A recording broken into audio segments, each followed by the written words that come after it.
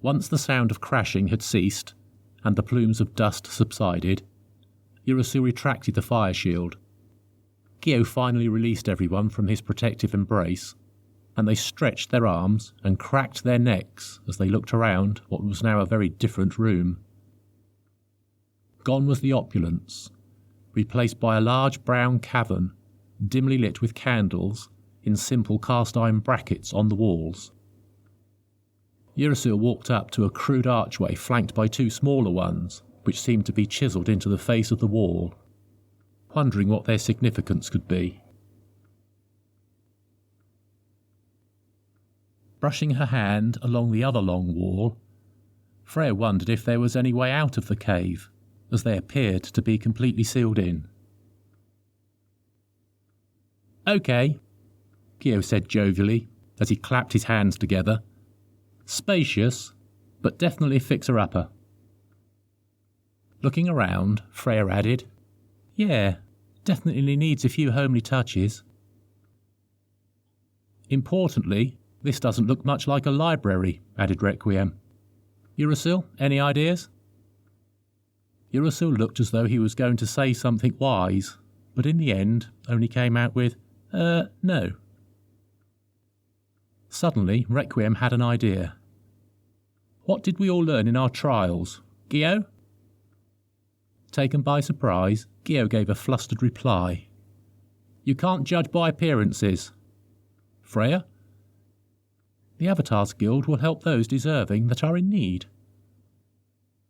"Urasil?" "We don't have to play by the normal rules." "I learned that you can smell a Komodo dragon a mile off. No, wait. I learned that it's all right not to destroy everything. Yes, that was it." "So," asked Freya, looking at Requiem questioningly with her hand still on the wall, "what are you thinking?" Requiem spoke with great energy.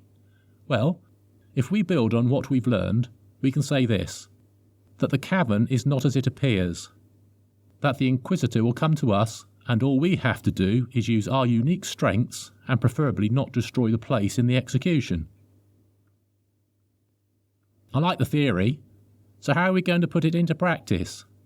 "You managed to destroy the last room we were in?" asked Gio, looking around. Running around the cavern excitedly, Requiem explained. "Right, look. That wall over there has 3 archways carved into it. It's begging to be a door. So therefore it can't be. Or at least, not the right one." Running over to the wall opposite the arches and standing by Freya, he continued, "Therefore, brilliant deduction leads me to believe that if we carefully remove this wall, we will unveil the Inquisitor himself." "Brilliant deduction, huh?" said Freya with some disbelief as she looked suspiciously at Requiem. "Yes, well, that and, how to put it, seeing everything in a different light." Requiem gave a curious sort of smile and backed away from Freya. Requiem did not want to reveal that through the wall he could see the massive energy signals of the Avatar. A bright, fiery golden elephant watched them, waiting for them to piece all their lessons together. Gio waved Requiem and Freya to one side and sighed softly. Move along. If there's demolition needed, I think I should do it. I have no desire to have any more hair singed while saving us from structural collapses." "Be my guest," said Requiem, bowing to make way for Gio. Adopting a sumo stance, Gio charged into the wall and pushed with all his might. Freya smirked, trying to contain herself at the sight of Gio slowly turning purple as he became more and more breathless.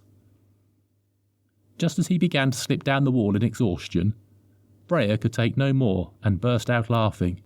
"Oh, here, let me help." Freya disintegrated the gauntlet she was holding. Firing a stream of crackling white energy to the top left corner of the wall, she started to lead the lightning around its edge, cutting it open like a sardine can. To strained moans, Gio continued pushing the wall in an attempt to topple it, but only succeeded in wearing himself out and restarting his slow slide down. Two giant, translucent arms shot past Freya, slamming into the wall either side of Gio. It was Urasil, burning up what little energy he had left to help Gio push the wall over.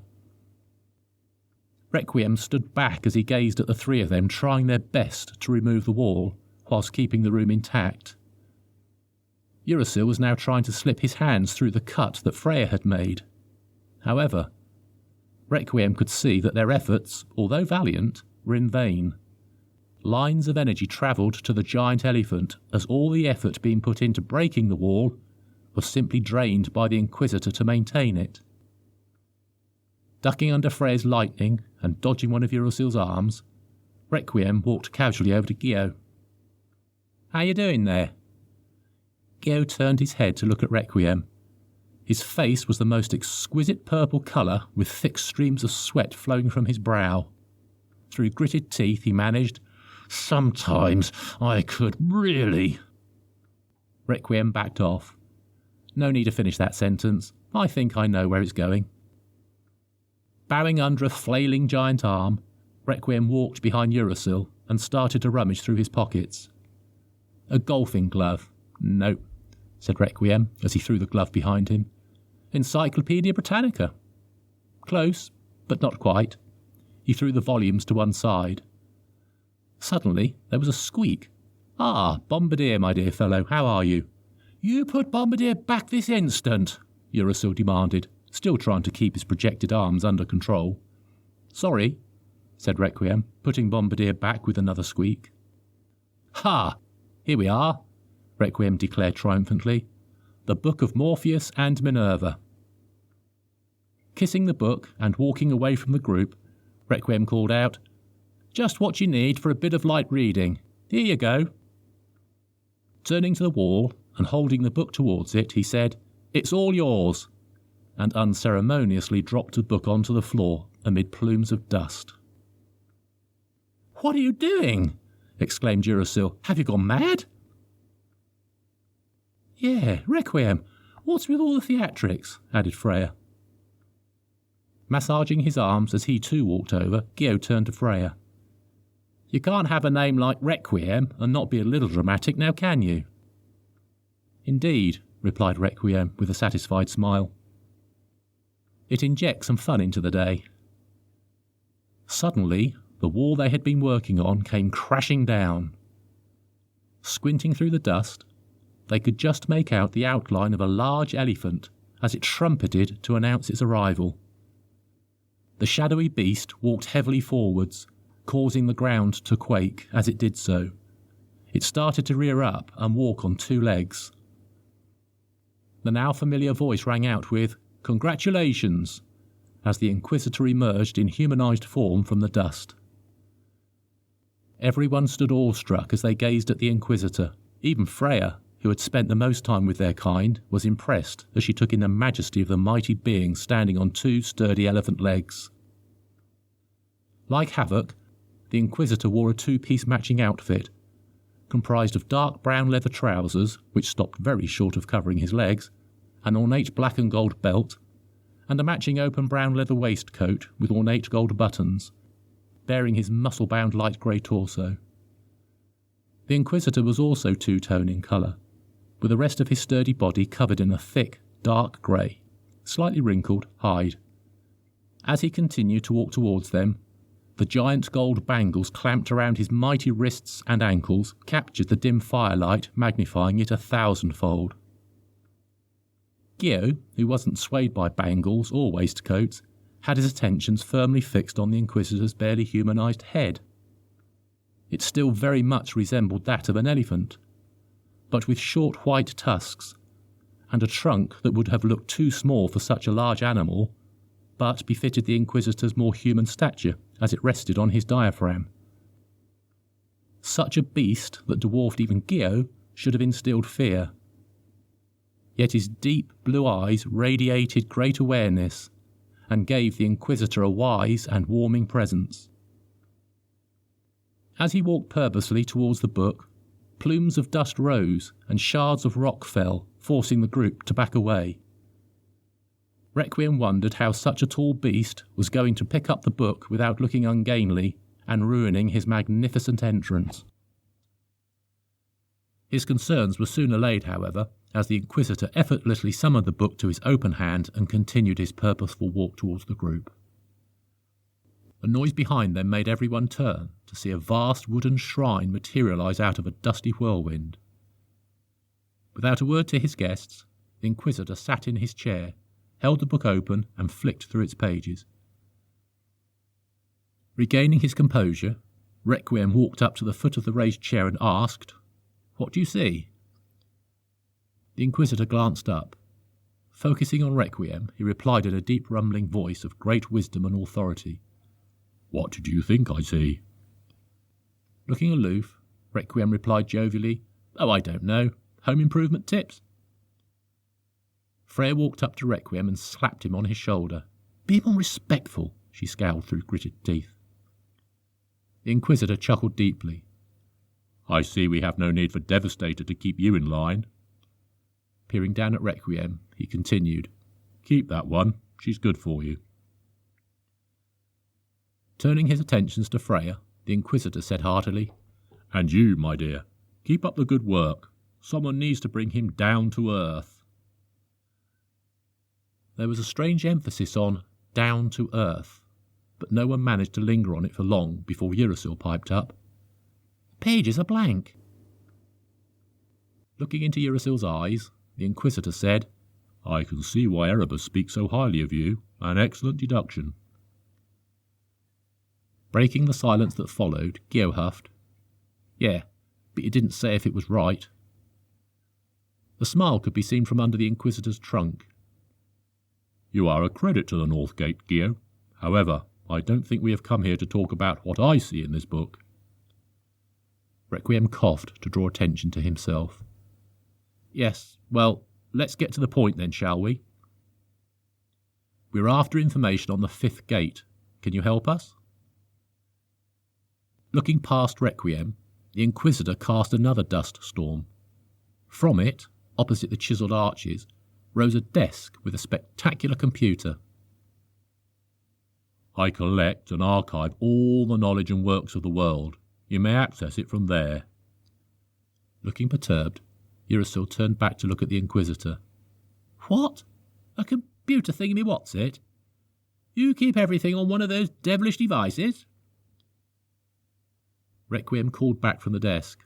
"No, the web," he said, settling into the chair, ready to surf for knowledge. Urisil was greatly perturbed by the whole affair.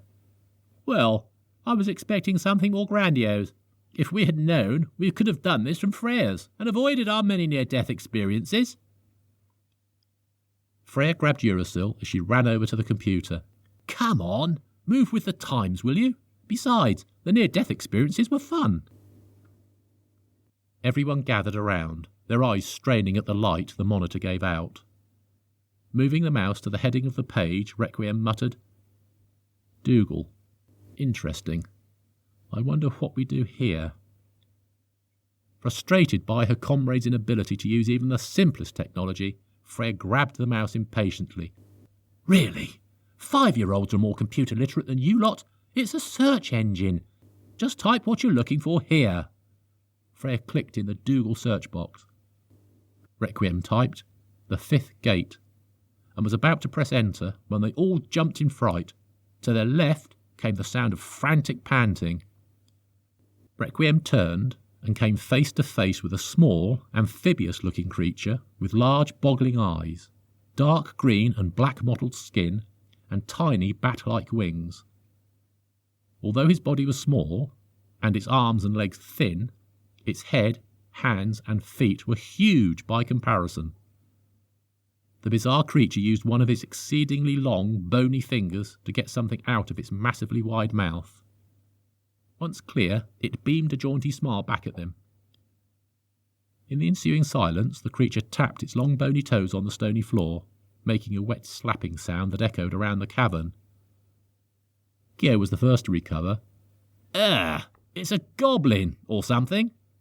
"No," rumbled the Inquisitor, as he watched them from his great chair. "He is a goblin. Once you are happy with your query, press enter." "OK, here goes nothing," said Requiem, as he pressed the enter key with a sense of trepidation. Immediately the wall in front of them disappeared, leaving just the 3 open archways. Urasil rushed over and looked out onto what appeared to be an infinite black cavern. His jaw dropped as he saw countless bookcases filled to the brim with books suspended in mid-air. Dougal rushed past Urasil, soaring high into the air and crying "Yahoo!" as he went. Giant spiders revealed themselves, their tiny black pointed legs emerging from the shadows as they span lengths of thread from bookcase to bookcase. Dougal dove and twisted through the cavern with glee as the giant spiders scuttled over the bookcases, their bright white backs flashing in the darkness as they threw books to Dougal. It was not long until Dougal returned, and it became apparent to everyone why he needed such long fingers and toes. Piled high with books, it was only the fact that his eyes were so very far apart that he could see as they protruded either side of the stack of books he had laden in his arms. It was impossible to imagine how he could carry any more. He even had some in his mouth. As Dougal dropped the books on the desk, a crack streaked out from where they had landed. Requiem placed his hand on the crack, sealing it, as Dougal panted and beamed his toothy smile. Stunned, they all just looked at Dougal and the pile of books. "Grandiose enough for you now, Urasil?" asked Gio. Clearly intimidated by the stack of books, Requiem looked dismayed. "That's quite a bit more than I was expecting." Leaning over him, Freya moved the cursor around the monitor. "That's just the beginning. I think if we move on to the next page, he'll bring us more." Dougal continued to smile back as he panted, his long curled tongue nearly touching the floor as his head bobbed in sync with his breathing. Freya found this adorable, and she smiled back, patted him on the head. "Good boy," she said, as Dougal flapped his tiny wings with delight. Urasil finally tore his gaze away from the archway. Flinging his arms high, he cried with an enthusiasm bordering on hysteria. "This is amazing! Truly heavenly! There seem no limits to what can be found here. Look, look!" He pointed to the depths of the cavern. "Books are being written and added even as we speak." "Wipe your drool, Urasil," Gio quipped. "I am glad you are pleased with my library," called the Inquisitor from his great chair, where he had been watching them all this time. "You are correct. As anything new is discovered, invented, or created, it is documented and added to the archives. The day the human race stops striving for more and stops creating will be the day that the library ends." "This could take a while," muttered Requiem bleakly. "No use dawdling. Here, get started on these," Freya said as she passed several volumes to Gio and Urasil. "Hit next page and we'll start on those," she added to Requiem. Requiem hit the next button and Dougal flew off eagerly into the cavern to more cries of "Yahoo!"